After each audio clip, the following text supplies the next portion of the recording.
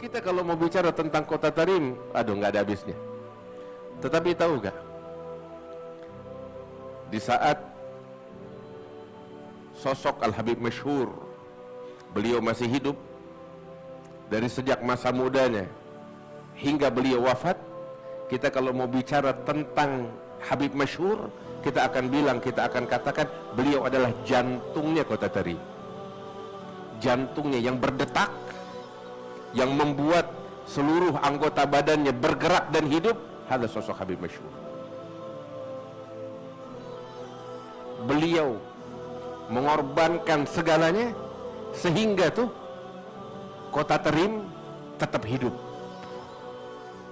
dengan segala kemuliaannya.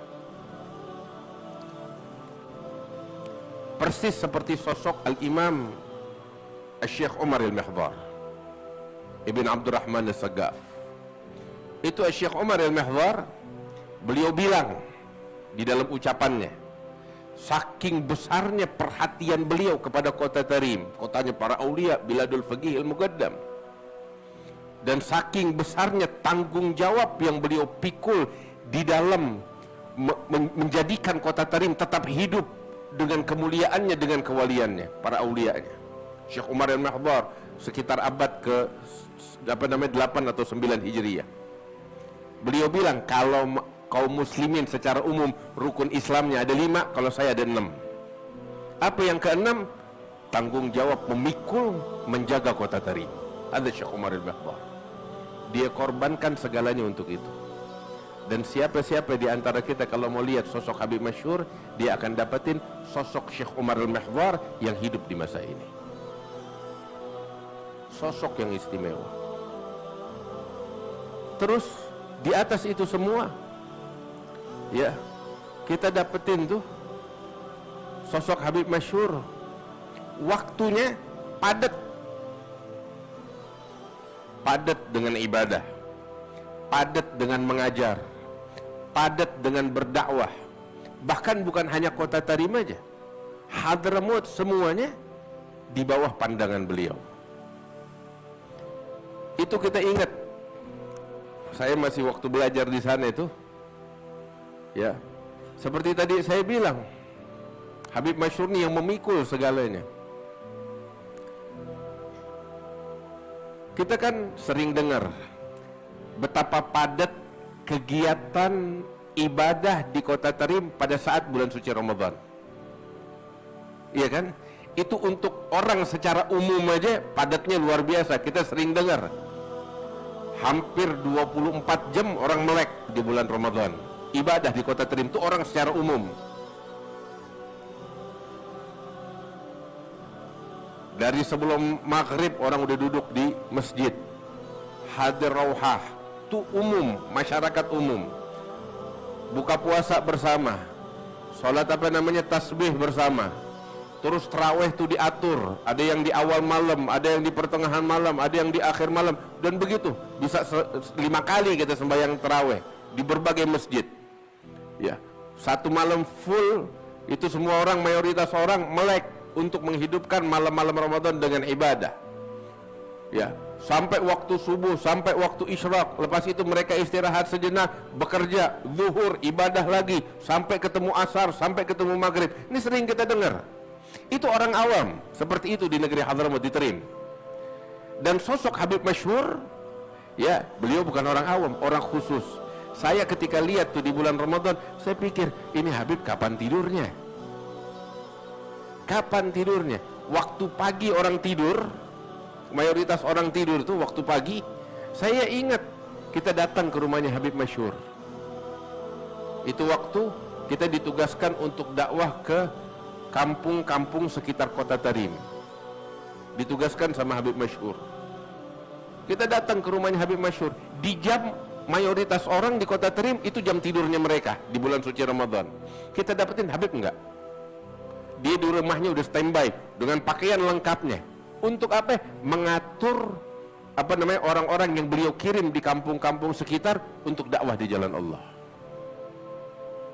Kita aja datang ke rumah Habib masyhur nih mata ngantuk. Sebab semalaman kita bulan Ramadan begadang. Beliau dengan segar, dengan semangatnya. ngatur delegasi dakwah ke berbagai tempat, beliau atur. Itu bulan Ramadan. Kita sampai bingung nih kapan tidurnya nih Habib Masyhur, kapan istirahatnya. Tapi inilah beliau. Itu pagi Ramadan tuh habis ngatur begitu, masih ngajar di kuliah syariah. Itu waktu zaman itu saya ingat. Semua kesibukannya beliau habiskan untuk Allah. Beliau wakafkan hidupnya di dalam penghambaannya kepada Allah Subhanahu wa taala. Betul-betul beliau berkhidmah kepada salafnya, kepada jalan yang digariskan oleh para leluhurnya. Khadimus salaf. Terus ziarah Nabi Hud yang begitu agung, yang begitu hebat itu, dari berbagai penjuru semua orang datang. Ya, di sana ziarah itu sekitar 3-4 hari sampai 1 minggu ada beberapa orang. Tapi Habib Masyhur ya dari 2-3 bulan sebelumnya udah mempersiapkan segalanya di situ. Sebulan beliau menetap di Syaib Nabi Hud demi untuk memastikan dari sebelum orang datang dan beliau paling akhir pulang. Demi memastikan bahwasanya kegiatan ziarah agung Nabi Allah Hud berjalan dengan lancar. Semuanya jasa beliau. Ada sosok Habib Masyhur. Maka itu kalau kita lihat Habib Masyhur tuh, kita teringat dengan ucapannya Al-Habib Abdullah bin Ali Al-Haddad. Apa ucapannya? Ibadun kiramun atharullah rabbahum fa'atharuhum waqtassahum bil wilayati. Beliau adalah hamba yang mendahulukan Allah di atas segala-galanya. Mewakafkan hidupnya untuk Allah. Terus kayak begitu tuh, sabarnya luar biasa. Diganggu, dimusuhin, dicaci, dimaki, nggak pernah kita dengar dari beliau cacian membalas orang yang mengganggu beliau, nggak pernah. Harta beliau korbankan untuk membantu orang-orang yang bahkan mengganggu beliau. Terus tuh kita ingat kalau Habib ngajar tuh, ya waktu itu kita belajar kitab Minhaj sama Habib Masyhur.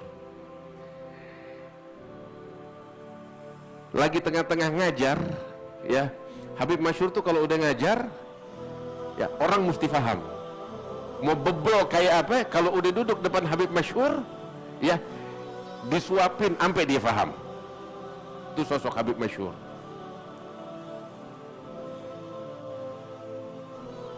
Sampai diibaratkan tuh di dalam syair, ya taraktu nahtal qawafi min ma'adiniha li'anna li maqsidan li'an yafhamal bagaru. Ada sosoknya Habib Masyhur, beliau katakan seakan-akan tuh beliau tinggalkan segala kefasihan. Sebab apa? Beliau berusaha keras supaya sapi bisa paham. Jangankan manusia, sapi biar bisa paham sama beliau. Ada sosok Habib Masyhur. Terus kita dapetin tuh ketika kita belajar sama Habib Masyhur, ya dia lagi ngajar nih, lagi ngomong tuh sering tuh kita dengerin semuanya, tahu-tahu dia diam. Apa yang terjadi? Tidur. Lagi tengah-tengah ngomong, tahu-tahu ngilang, tidur. Begitu kita lihat gitu udah pada diam semuanya. Sebab kita tahu ini begini karena udah kelewat capek, nggak punya waktu istirahat. Sampai ketika tengah-tengah darus tuh ngajar, sampai dia ngilang, tidur. Tahu-tahu melek, tadi Anda ngomong apa? Kita ingetin, dia lanjut lagi. Jadi itu terkadang di darus itu tuh bisa 2-3 kali sampai 4 kali kayak begitu. Dan darusnya Habib Masyhur, walaupun keadaan beliau kayak begitu tuh udah penat banget, udah capek banget, itu darusnya bisa 1,5 jam kita hadir, nggak mau berhenti, ya. Dan disiplin sosoknya, tetap beliau ngajar sepenat apapun, secapek apapun. Terus yang luar biasa tuh yang bikin kita kehilangan betul, kita merasa tuh di bawah naungan seorang ayah, kasih sayangnya kepada anak-anaknya, kepada murid-muridnya. Bukan murid kita mah, anak sama beliau. Saya ingat perhatian beliau tuh di dalam dakwah ilallah luar biasa. Sampai ini saya ceritakan kenangan kita itu waktu Al-Fagir saya wisuda. Udah selesai kitab Minhaj, rombongan kita itu Duf'ah Thaniyah udah pada mau pulang. wisuda. Saat itu Habib Masyhur sama kita, sebab kita udah hatam kitab Minhaj yang kita nggak dapetin dari siapapun. Ya, apa ijazahnya? Beliau bilang tuh sama kita, ajaznakum fi tahammulil masyaqqah fi da'wati ilallah. Saya ijazahkan kepada kalian, itu bilang sama kita, di dalam memikul berat di dalam dakwah di jalan Allah. Sebab mungkin di matanya dia tuh dakwah yang sesungguhnya ketika seseorang memikul beratnya dakwah, gangguan, cobaan. Dan beliau ijazahkan kita. Ini ijazah unik, gak kita dapetin dari siapapun. Sampai itu ada sahabat kami, Al-Ustadz Mahfud, dulu ngajar di sini. Beberapa dulu waktu, ya beliau pernah ngajar di daerah pelosok di Bogor, Parung tuh, di Rumpin di sana. Kalau dulu, zaman dulu tuh 15 tahun lalu atau lebih ya, dari sini ke sono tuh 18 tahun lalu ya, 3 jam perjalanan nggak sampai-sampai. Parung masih dalam lagi ke Rumpin di sana. Zaman itu belum ada tol, belum ada apa kita. Pas Habib Masyhur datang ke Indonesia, diajak ke sana. Itu begitu sampai nempuh perjalanan 3 jam. Itu sampai di sono beliau nangis ngegerung. Habib Masyhur nggak pernahnya kita dapetin nangis. Ustadz Mahfud cerita nangis ngegerung. Kenapa tahu? Bangga sama yang begini. Bukan karena nangis capek, nangis ngegerung, dia bangga. Begini dakwah, masuk ke pelosok, ke pedalaman, susah payah demi untuk ngajarin orang Al-Fatihah, ngajarin orang fikih, ngajarin orang wudu. Dia bangga seperti itu. Ada sosoknya Habib Masyhur. Sosok yang luar biasa, yang dengan wafatnya kita kehilangan. Sampai sekarang mau cari orang kayak beliau, ya, inna zaman la syahihun an ya'tiya bimithli. Zaman tuh nggak bakal mampu lagi menghadirkan sosok semacam beliau. Nah, kita sekarang nih di malam hari ini, kita ceritakan sekilas tentang beliau supaya kita jadikan sebagai motivasi bakal kita. Beginilah hidup seorang Al-Habib Ali Masyhur bin Muhammad bin Salim bin Hafiz. Sosok yang istimewa. Mudah-mudahan Allah memberikan keberkahan untuk kita dengan berkat Al-Habib Ali Masyhur bin Muhammad bin Salim bin Hafiz.